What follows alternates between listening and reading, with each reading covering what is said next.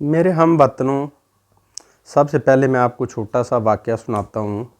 یہ واقعہ ہے ڈاکٹر عارفہ سعیدہ زہرا، جو ایک پاکستان کی معروف دانشور ہیں۔ وہ کہہ رہی تھی کہ میں جب پڑھانے جاتی تھی تو گاڑی میں سفر کر رہی تھی تو راستے میں ایک جگہ پہ رکی، تو وہاں پہ چھوٹے چھوٹے 2 بھائی اور ان کے ساتھ ایک بہن وہ گاڑی کے پاس آ گئے۔ تو وہ کہتے ہیں کہ ہم آپ کی گاڑی ذرا صاف کر دیں۔ تو کہتی ہیں کہ میں نے کہا کہ ایک تو رات کا کافی ٹائم ہو گیا، 10 بج گئے ہیں، اور جو چھوٹی بہن تھی وہ کچھ 6-7 سال کی تھی، اور اس کے بھائی بھی 2-2 سال کے فرق کے ساتھ تھے، تھوڑے بڑے تھے اس سے۔ تو ان کو میں نے بولا کہ بھئی آپ لوگ آدھی رات کو کر کیا رہے ہیں؟ تو انہوں نے کہا کہ ہمارے گھر کے حالات ہی بہت برے ہیں، تو پاپا ہمیں اس چوک میں چھوڑ جاتے ہیں، اور جب رات کو آتے ہیں تو پھر وہ ہمیں گھر لے جاتے ہیں۔ تو ڈاکٹر صاحبہ کہتی ہیں کہ میں نے اس کے بڑے بھائی کو بلا کے پوچھا کہ میں نے کہا ادھر رات تو اسکول کیوں نہیں جاتا؟ اس نے کہا کہ ہمارے گھر کے حالات ہی ایسے نہیں ہیں کہ بالکل جو ہے نا پڑھا جا سکے۔ پہلے میں اسکول جاتا تھا اور شام کو جو ہے نا اس طریقے سے مزدوری کرتا تھا، لیکن ڈائری نہ کرنے کی وجہ سے اسکول کا کام تیار نہیں ہوتا تھا، تو وہاں پہ ٹیچر مارتے تھے، اور پھر آہستہ آہستہ تنگ آ کے میں نے پھر اسکول چھوڑ دیا، اور اب سارا دن میں یہی کرتا ہوں کہ ہم گاڑیاں وغیرہ لوگوں کی صاف کر کے تھوڑے بہت پیسے ملتے ہیں تو گھر لے جاتے ہیں۔ تو ڈاکٹر صاحبہ کہتی ہیں ان کو کہ پیارے بیٹو، اگر پڑھنے کا تمہیں موقع میں پرووائڈ کروں اور شام کو ہوم ورک کے لیے بھی آپ کو کچھ سہولیات پرووائڈ کروں، تو کیا آپ پڑھنے کے لیے تیار ہو جاؤ گے؟ تو ان بچوں نے کہا جی ہم بالکل تیار ہیں، ہم پڑھ لیں گے۔ ڈاکٹر صاحبہ نے ان کے اسکولوں کے اندر داخل کروا کے ان کی فیسیں پے کیں، شام کو ان کے لیے پڑھائی کا بندوبست کیا، اور اس کے بعد ڈاکٹر صاحبہ نے ان 3 بچوں کے بارے میں جو 1 بائی 1 بتایا، وہ یہ تھا کہ جو سب سے بڑا بیٹا جو گاڑیوں کو صاف کر رہا تھا آدھی رات کو، کہتے ہیں کہ وہ ریٹائر ہوا ہے ایئر مارشل کے عہدے سے، اور انہوں نے کہا کہ میں ان کا نام نہیں بتاؤں گی، وہ بہت رسپیکٹیبل سٹیٹس کے اوپر ہیں۔ دوسرا بھائی وہ کہتی ہیں کہ کچھ زیادہ ہی شارپ تھا، تو وہ پڑھتے پڑھتے جب اس نے FSC کیا تو ڈاکٹر صاحبہ سے کہتا ہے کہ میں لمس میں پڑھنا چاہتا ہوں۔ تو ڈاکٹر صاحبہ نے کہا کہ واقعی لمس کے اندر کچھ ایسے آپشنز ہوتے ہیں کہ وہ ٹیلنٹ کو فائنڈ کرتے ہیں، کہ کچھ لوگ جو افورڈ فیس نہیں بھی کر سکتے ان کی، لیکن ان کے اندر اگر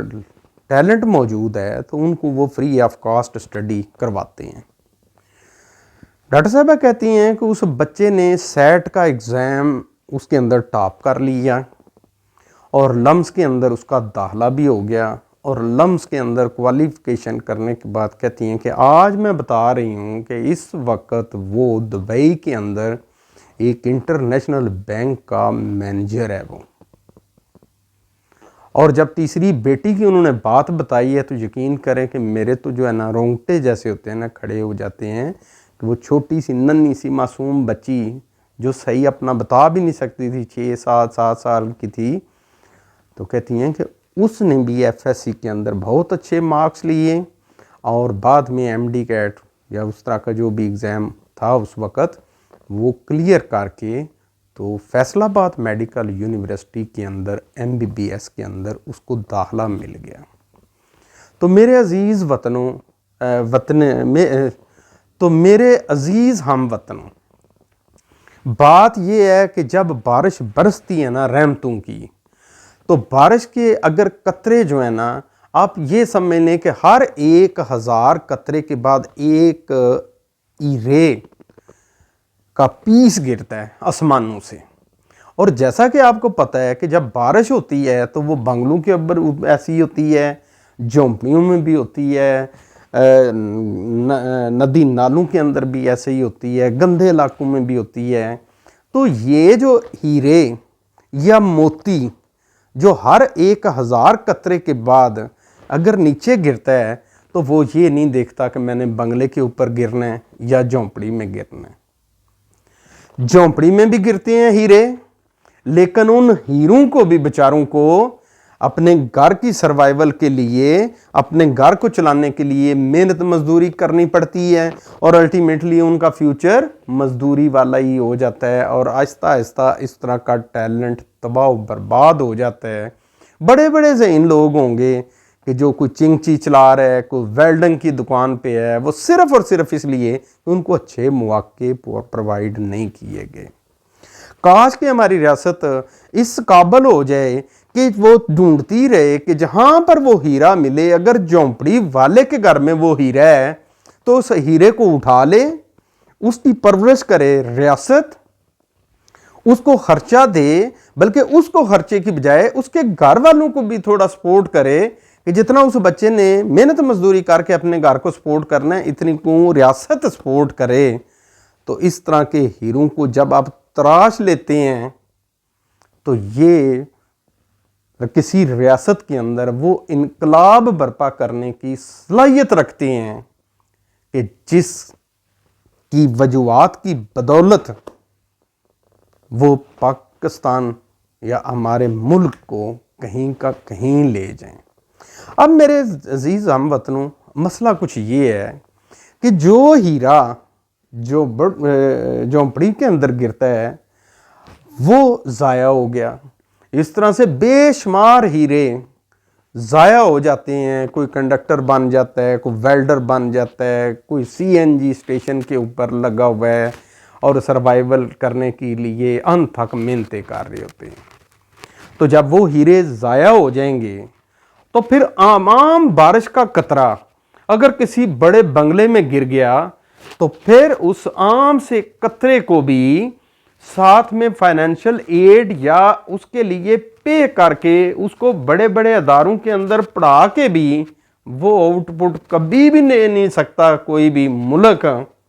کیونکہ ان کے اندر تو وہ شارپنیس ہی نہیں ہوتی کہ جس سے کہ وہ بڑے سائنسدان بنے، بڑے ریسرچ کرنے والے جو ہے نا ایک دماغ بنے، اور ملک کو پریشانیوں سے نکال کر دنیا کے اندر پرامیننٹ مقام ان کو پرووائڈ کر سکیں۔ تو ریاست کو چاہیے کہ فار گاڈ سیک کوئی ایسا میکانزم ڈیزائن کرے کہ جس سے یہ ہیرے جو ہیں یہ جدھر جدھر بھی گرا ہو اس کو چنے اور ان کی پرورش خود کرے، ان کی تعلیم کا بندوبست خود کرے، ان کو لک آفٹر کرے، نہ صرف ان کو بلکہ ان کے گھر والوں کو بھی۔ اور اس طرح سے ہیرے جب وہ تراش کر سامنے آئیں گے تو کیا وجہ ہے کہ ہم بھی کوئی ایسی چیز ایجاد نہ کر سکیں یا ایسی چیزیں ایجاد نہ کر سکیں کہ جو ہمارا نام بھی پوری دنیا کے اندر جو ہے نا پرامیننٹ کریں۔ تو فار گاڈ سیک ریاست کو اس میں اپنا کردار ادا کرنا ہوگا۔